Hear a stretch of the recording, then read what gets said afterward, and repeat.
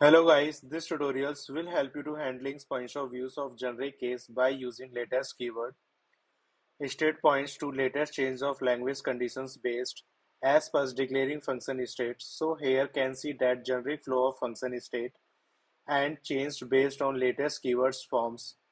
Some for checking state of functions conditions. So main points to generic flow replaced to latest flow of some keywords forms.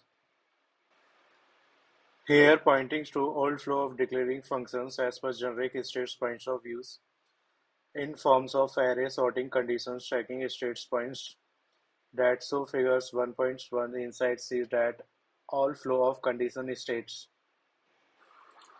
Here pointing to latest flow of declaring functions as per some keyword state points of views in form of array sorting conditions checking states point at so figure 1.2 inside C that all flow of condition states.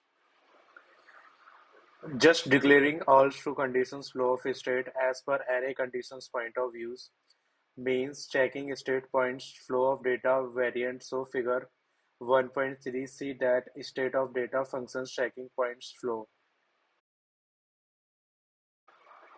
End of finals points of details informations point of views. End of finals points of details informations point of views.